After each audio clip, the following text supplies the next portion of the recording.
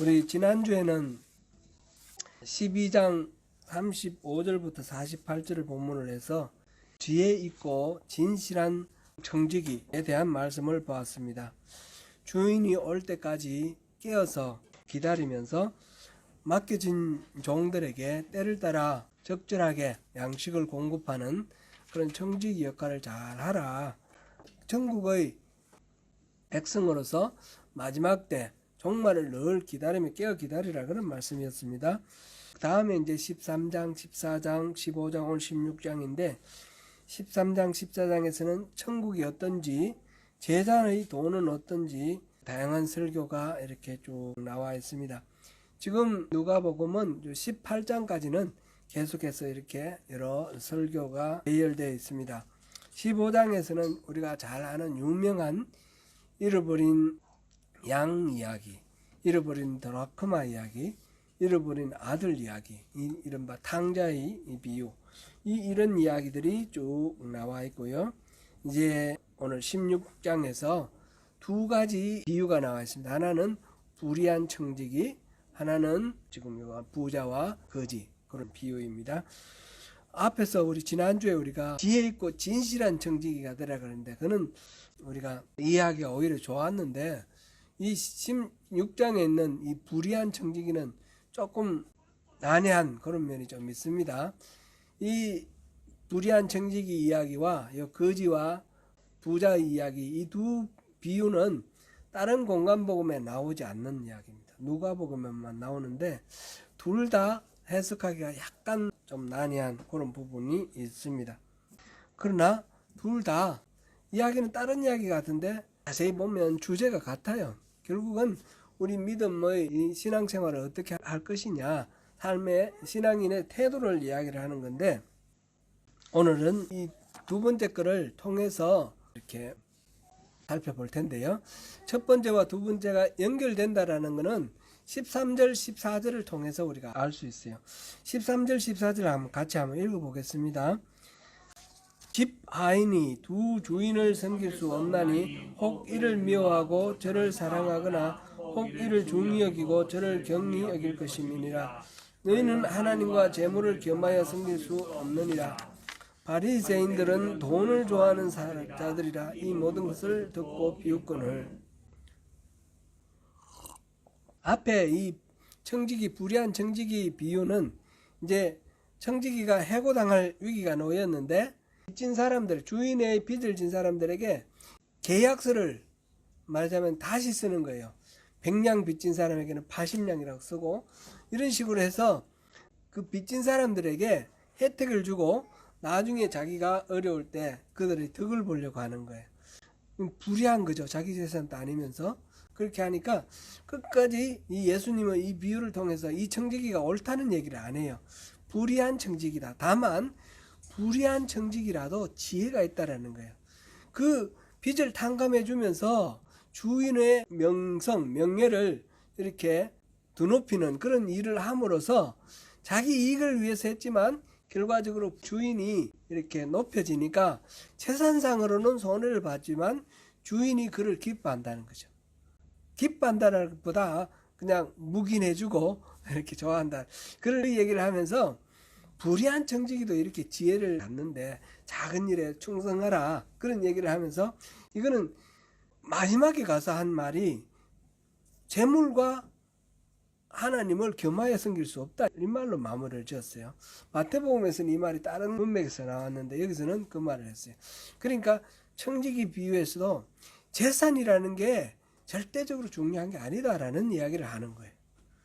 오히려 하나님께 기쁨이 되는 일을 찾아서 하는 것이 이 불의한 청지기지만 그래도 칭찬을 받을 수 있는 계기가 되었다. 그 이야기를 하고, 그 다음에 바리새인들이 돈을 좋아하기 때문에 이 이야기를 듣고 비웃는 웃음을 웃었다, 그런 이야기를 합니다. 그럼 바리새인들은 자기를 말해 자기 나름대로 찔리는 거예요. 그러나 그것을 그대로 받아들이지 않는 비웃음으로 그거를 넘기는 그런 상황입니다. 그래서 예수님께서 바리새인에 대한 이야기, 천국에 대한 이야기, 복음 이야기를 지금 요 중간에 살짝 넣습니다.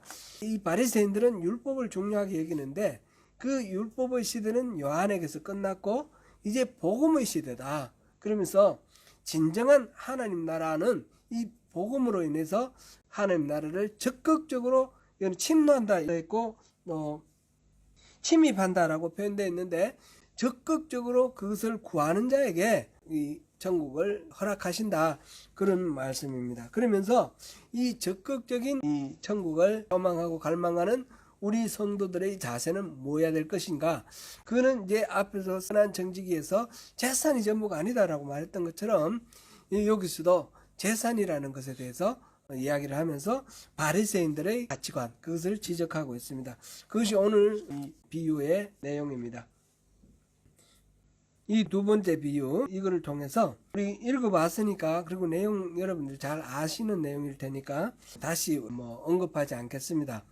근데 여기서 우리가 생각해 보면 세 가지 질문을 할 수 있습니다. 첫 번째, 과연 사후 세계가 있는가?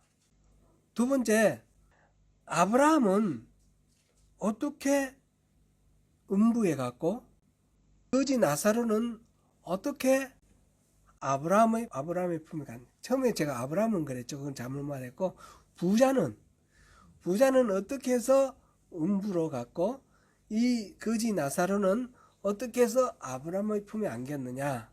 그 다음에 세 번째 질문은 그 자식들 보내서 자식들에게 나사로를 보내달라 하는 그 부자의 부탁과 관련해서 계시된 말씀을 믿지 않으면 다른 방법은 없는가? 이런 세 가지 질문을 할 수 있습니다. 그래서 그 질문을 통해서 우리 신실한 성도로서의 우리의 삶은 어떻게 해야 되는지 함께 살펴보겠습니다. 첫 번째 질문, 죽음 이후의 세계가 있는가 하는 것입니다. 히브리인들은 죽음 후에 죽은 자가, 사자가 가서 거하는 곳을 음부, 쉐올이라 그랬습니다. 히브리 말로는 쉐올, 스올, 성경에 스올 또는 음부 이렇게 번역되어 있습니다. 그렇게 되어 있습니다. 그런데 구약에서는 선과 악, 이게 선인이 가는 곳, 악인이 가는 곳, 우리가 말하면 천국, 그 다음에 지옥, 이런 식으로 구분이 잘 안 되어 있어요. 음부 이렇게 되어 있습니다. 그렇게 되어 있는데 이제 이 신약 성경에 오면 이게 확연하게 구분이 되어 있습니다. 여기서 음부라고 번역되어 있는 이 말은 하데스라는 헬란 말인데, 하데스는 그리스 신화에 나오는 그 죽은 자들의 세계를 거느리는 관장하는 신의 이름이 하데스인데, 그 다음에 나중에 이제 죽은 자가 사는 세계, 그 전체를 하데스라고 부르게 되었습니다. 그래서 음부, 하데스는 고통받고, 여기 오늘 여기서 보면 고통 중에 고통을 겪고 있었다 그랬고, 또 막 갈증에 너무너무 괴로워하는 그런 상황이 나옵니다. 그러니까 아주 고통스럽고 불타고 그런 이미지죠. 불꽃이 계속 타오르고 물을 구할 수 없는 곳. 그래서 이게 지옥이라고 이렇게 번역을 해도 좋습니다. 근데 이제 헬란 말로 지옥이라고 번역된 것들은 주로 게헨나라는 말로 번역되어 있습니다. 게헨나라는 말이 지옥으로 번역되어 있습니다.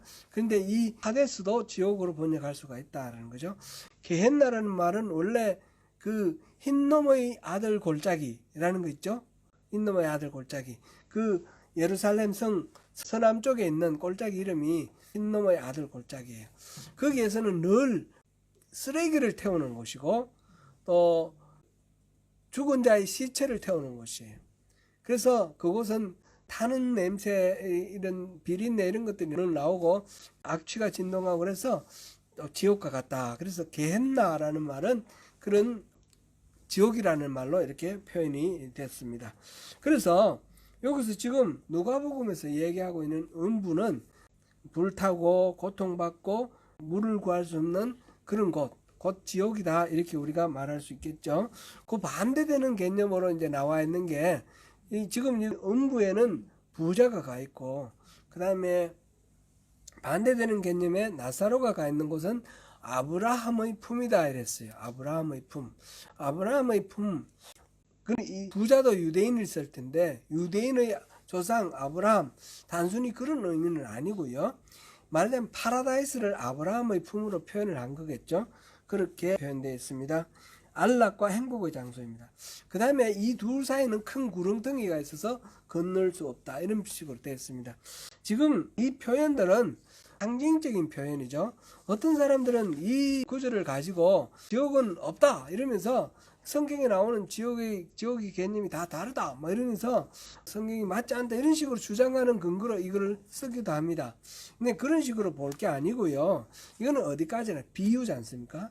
비유는 무엇을 강조하기 위해서 이 비유를 쓰느냐, 그게 중요한 겁니다. 제가 전에도 그런 말씀 한번 들었는데, 어린아이와 같다라는 비유를 쓰는데, 어린아이와 같다는 비유를 쓰는데 어떤 때는 어린아이와 같이 어리석다, 깨우치지 못한 미몽, 그거를 가리킬 때 어린아이와 같다라고 쓸 때도 있고, 또 어떨 때는 순수하다, 악에 때묻지 않았다 할 때 어린아이와 같다, 그런 말도 쓰는 거예요. 그죠? 비유가 똑같이 어린아이와 같다는 비유지만 경우에 따라서 다르게 쓰이는 거예요. 누룩 같은 것도 비유가, 누룩은 악의 시다 이런 표현으로도 쓰이지만 천국은 누룩 같다 이러면서 보이지 않게 계속 확장하는 성향이 있다, 이렇게 할 때도 누룩 같다라는 표현을 쓰지요. 그런 식으로 비유는 그 강조하는 말을 이렇게 주목을 해야 되지, 그거를 문자 그대로 이해를 하면 안 되는 거예요. 지금 여기서 아브라함의 품과 그 다음에 음부로 표현되어 있는 이것은 상징적인 의미고, 사후의 세계가 있고, 틀림없이 파라다이스, 아브라함의 품으로 표현된 이 평화와 안락의 세계가 있는가 하면 고통과 어둠의 세계가 있다라는 거죠. 죽음 이후에 심판이 있고 그 위에 있다라는 거, 그거를 강조하기 위해서 이 비유를 사용했다라는 것을 우리가 이해해야 되겠습니다. 우리 인간의 육체적 죽음이 끝이 아니고 육체적 죽음 이후에 정반대의 두 개의 세계, 복락과 영벌의 세계가 기다리고 있다라는 사실입니다. 이거는 믿느냐 믿지 않느냐에 따라서 믿으면 있고 믿지 않으면 없고 이런 건 아닙니다. 믿을 사람은 믿고 말 사람은 말아, 그렇게 해도 되지만, 그러나 어떻든지 간에 그런 세계는 있다는 겁니다. 안 믿고 손해보든지 믿고 구원받든지 그거는 듣는 사람이 알아서 살고 있어요. 이 사후의 세계에 있는 거 믿습니까? 아멘. 이거 나중에 또 우리가 세 번째 질문에서도 나올 얘기인데, 이 부자가 왜 이 음부에 갇혀서 고통하고 있을까요? 이 사람은 죽음의 세계를, 죽음 이후의 세계에 대해서 믿지 않았고 그냥 살아 생전에 잘 먹고 잘 살면 끝이라고 생각했기 때문에 아닐까요? 뭐 그거 내가 안 물어봤지만 우리가 짐작하기에 충분한 그런 근거가 되는 이야기입니다. 이건 사후의 세계는 있습니다. 제가 고등학교 때 파스칼의 팡세를 읽었는데, 팡세를 읽으면서 제가 예수 믿어야 되나 말아야 되나 고민했던 구절이 있었어요. 그때는 예수 안 믿을 때예요. 근데 파스칼이 뭐라고 말했냐면, 우리가 도박을 한다고 생각해봐라. 천국이 있다는 것, 천국과 지옥이 있다는 것과 없다는 것이 있는데, 천국과 지옥이 있다는데 베팅하는 게 좋냐, 없다는데 베팅하는 게 좋냐. 만약 있다는데 베팅을 했는데 실제로 있으면 천국이 있다고 생각하고 천국에 갈 만한 삶을 살았을 테니까 천국에 가서 좋다. 만약 없으면, 천국도 없고 지옥도 없으면 그만이다는 거예요. 손해볼 거 하나도 없다는 거예요. 만약 없다는데 베팅을 하면 어떤 이야기죠? 없으면 그만이에요. 손해볼 거 없어요. 만약 있으면 어떻게 돼요? 망하는 거예요. 그럼 어디 쪽에 베팅할래? 있다는데 베팅하고 천국과 지옥이 있는데 믿음을 가지고 살아라, 그런 이야기 나왔습니다. 여러분 어디 베팅하실래요? 그렇습니다. 우리 육체는 시들어 없어질 떡국과 같지만 영원히 시들지 않는 영광의 세계, 그것이 우리 성도들을 위해서 예비되어 있습니다. 그것을 믿으시고 주님 안에서 그 은혜를 또 누리시길 바랍니다. 두 번째 질문은, 부자는 왜 음부에 갔고 거지 나사로는 왜 아브라함의 품, 말하자면 천국에 갔느냐, 그런 질문이 있습니다. 부자가 성경 이 기록을 볼 때 뭐 특별히 사악하거나 범죄를 했거나 그런 기록은 하나도 없어요. 여기서는 부자는 어떻게 되어 있습니까? 묘사가 자색 옷을 입고 고운 베옷을 입고 날마다 호화롭게 즐기더라. 그것만 있습니다. 그죠? 말하자면 요즘 고급 그 브랜드 명품 입고 그냥 맛있는 음식 먹고 사람들 불러도 잔치하고 파티하고 이렇게 막 즐겁고 행복하게 살았다는 거예요. 남들 다 어쩌면 부러워했을지도 모르겠습니다. 그렇게 살았는데 왜 음부에 갔습니까? 아브라함에 따르면 아브라함 뭐라고 말했냐면 25절에 너는 살았을 때에 좋은 것을 받았고 너 살았을 때 좋은 것 받았으니까 지금 괴로움을 받는다 이렇게 돼 있어요. 그죠? 그러니까 살았을 때 좋은 거 받은 사람은 괴로운 걸 받는다는 거죠. 반면에 거지 나사로는 어떤 선행을 했다거나 믿음이 좋았다거나 뭐 그런 거 하나도 없어요. 하나도 없는데 어떻게 아브라함의 품에서 그렇게 살았을까요? 아브라함이 하는 말로는 살았을 때 고난을 받았으므로 죽어서 위로를 받는다 이랬어요. 그러면 이 세상의 삶과 저 세상의 삶은 완전히 반대구나. 이렇게 단순하게 우리가 생각하면 될까요? 이런 논리는 평지설교에서 나와 있습니다. 6장 20절 24절입니다. 우리 같이 한번 읽어보겠습니다. 예수께서 눈을 들어 제자들을 보시고 이르시되 너희 가난한 자는 복이 있나니 하나님의 나라가 너희 것이며 그러나 화 있을진저 너희 부요한 자여 너희는 너희의 위로를 이미 받았도다. 그렇다면 부가 절대 악인가요? 가난은 절대 선인가요? 이 비유를 통해서 말하는 게 그런 걸까요? 그렇게 볼 수는 없습니다. 부자가 저 세상에서 고통을 받는 것은 그가 부자였기 때문이다 이렇게 말할 수는 없습니다. 오히려 그것은 이 사람이 지금 부에 대해서 묘사되어 있는 것이 아주 자색 옷과 고운 베옷을 입고 늘 이제 호화롭게 즐겼다 이렇게 됐습니다. 자신의 부를 자신의 만족을 위해서 사용했다 이것만 나와 있어요. 이것이 문제인 거죠. 부 자체는 악이 아닙니다. 인간이 피해야 할 죄도 아닙니다. 부하다고 나쁜 것 아니라는 거죠. 중요한 것은 부를 어떻게 사용하느냐에 달려 있습니다.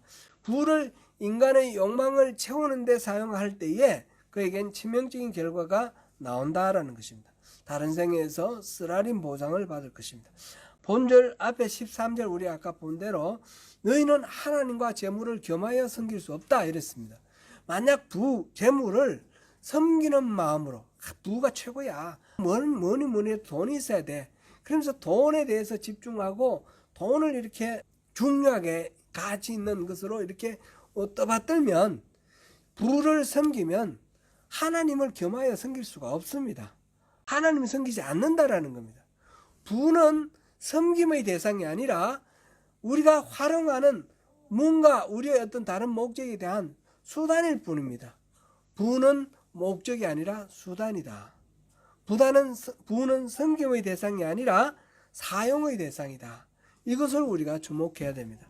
부자의 집 앞에 매일 마주치는 거지 나사로가 있었습니다. 그 집에서 나오는 음식 쓰레기를 주워 먹고 살았습니다. 온몸에는 종기가 났고 그것을 개가 와서 핥고 있습니다. 그러나 부자는 그에게 아무런 관심을 보이지 않았습니다. 그럼 날마다 호화롭게 파티하고 즐겼습니다. 시대의 흐름에 따라서 물질이 주는 여러 가지 만족, 쾌락 이것에 빠져서 살았다는 말입니다. 이는 부를 섬기느라 하나님의 마음을 헤아리지 않은 것입니다. 하나님이 우리에게 구하는 것은 무엇이라 했습니까? 미가서 6장 8절 우리 배우지 않았습니까? 하나님이 우리에게 구하는 것은 오직 정의를 행하고 인자를 사랑하고 겸손하게 하나님과 함께하는 거라 그랬습니다. 이 정의와 인자, 정의와 공의와 사랑 이거는 하나님이 늘 우리에게 강조하시고 구하시는 겁니다.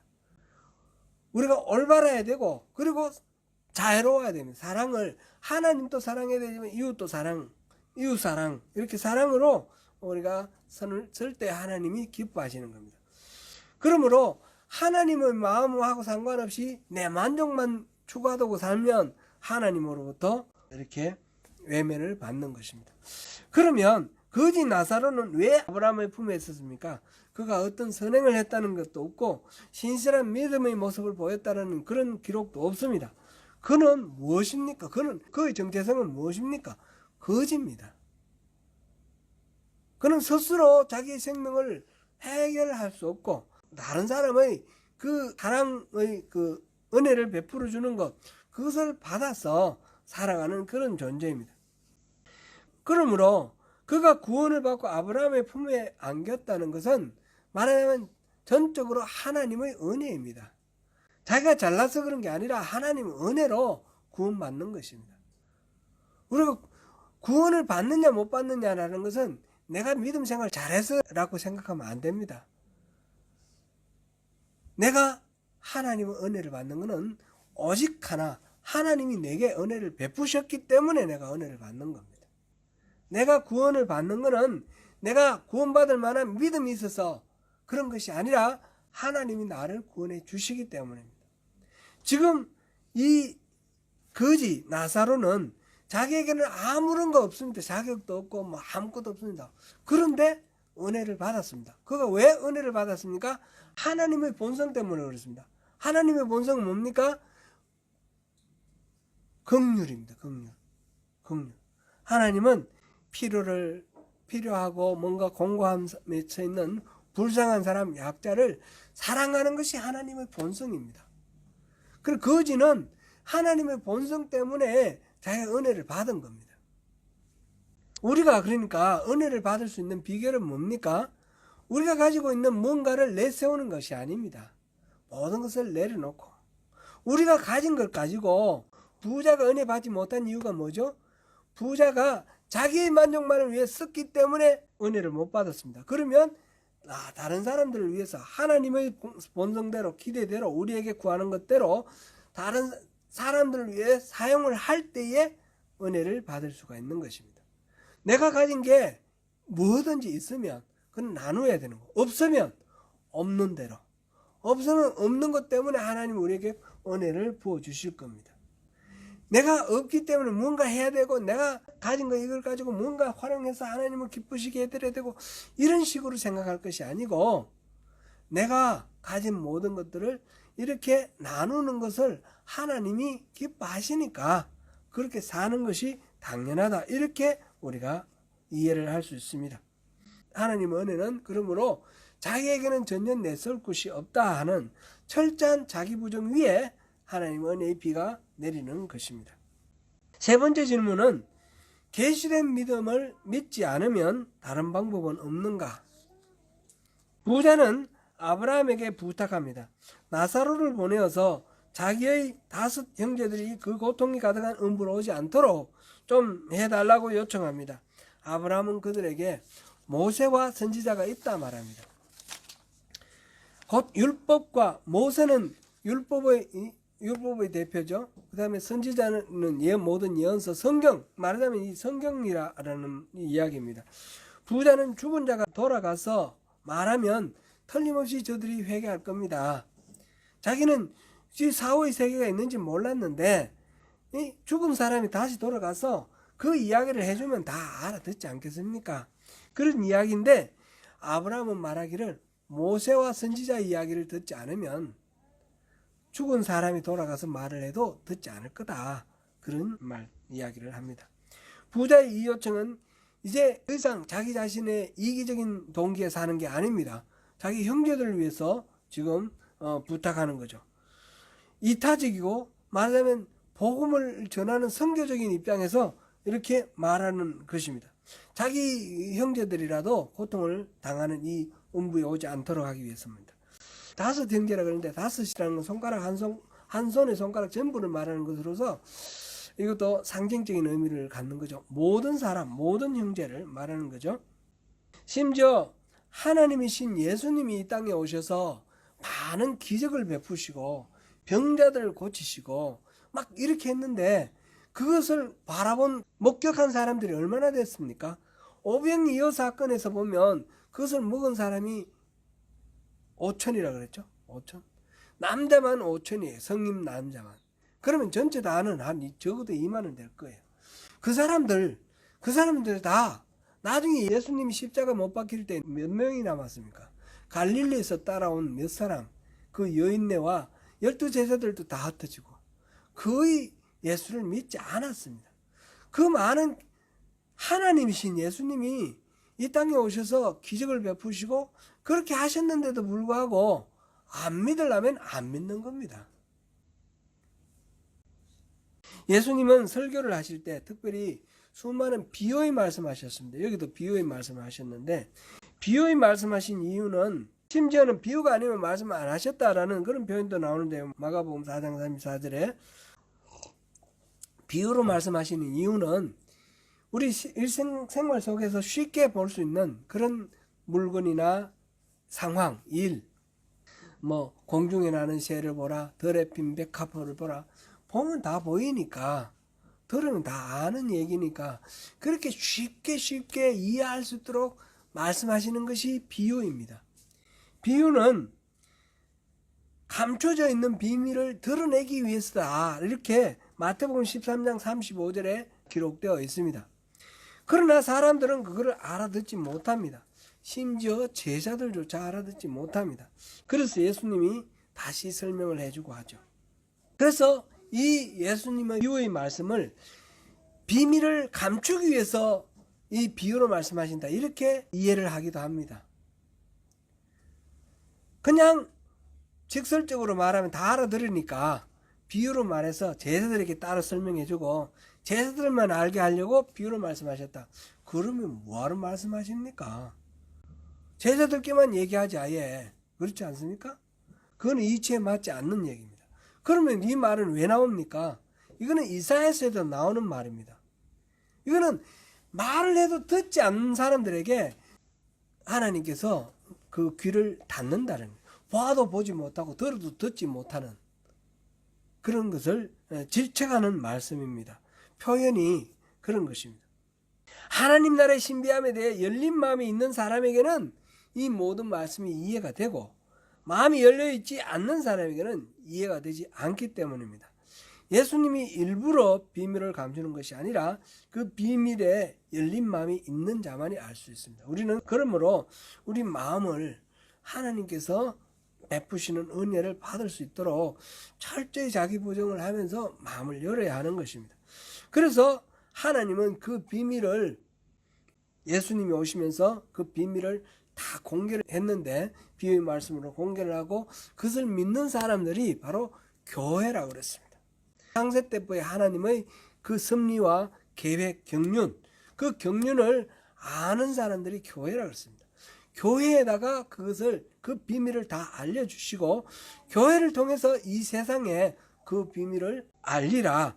비밀을 그래서 교회에 맡겼다 하셨습니다. 이게 에베소서 3장 9절 10절 말씀입니다. 이 비밀을 맡은 교회 바로 저와 여러분이 이 지혜 있고 성실한 청지기가 되어서 우리의 이웃에게 때에 따라 양식을 공급하는 그 지난 주일에 우리가 살펴본 그 청지기, 지혜 있고 진실한 청지기가 되기를 하나님께서는 우리에게 기대하고 계시는 것입니다. 사랑하는 성도 여러분, 우리는 천국의 시민입니다. 세상에서 온갖 호사를 누리지만 천국에 이름이 없다면 그 인생은 얼마나 허무하겠습니까? 바리새인은 스스로 율법을 가지고 있고 천국의 백성이라 자부를 했지만 복음으로 다가오신 예수님의 이 메시지에 대해서 귀를 막고 듣지 않았습니다. 듣지 않는 자에게는 모세와 선지자가 있어도 소용이 없다라는 겁니다. 이 가난한 나사로, 거지 나사로처럼 전적으로 하나님이 도우시는 삶, 하나님 아버지께 의존하는 삶을 살아가는 것, 그것이 우리에게 기대하시는 하나님의 마음입니다. 그리고 맡겨진 영혼들에게 주님의 은혜와 사랑을 베풀고 주님의 자녀로 잘 살 수 있도록 돕는 가운데 주님이 베풀어 주시는 그 은혜를 잊고 주님의 영광에 참여하는 저와 여러분 되시기를 축원합니다. 기도합니다. 은혜로우신 하나님, 오늘 이 부자와 거지 나사로의 비유를 통해서 우리 삶을 돌아봅니다. 주님, 우리가 가진 것이 무엇이든지 그것은 모두 주님이 주신 것임을 알고 내 것이 아닌 주님께서 기대하시고 허락하시는 대로 또 나누면서 그렇게 살게 하옵소서. 없는 것 때문에 주님의 긍휼을 받을 수 있음을 기억하면서 우리가 열린 마음으로 또 가난하고 겸손한 마음으로 주님 앞에 서는 가운데 주님이 주시는 모든 은혜의 비를 다 받는 우리 모두가 되도록 주님 인도하여 주옵소서. 예수님 이름으로 기도드립니다. 아멘.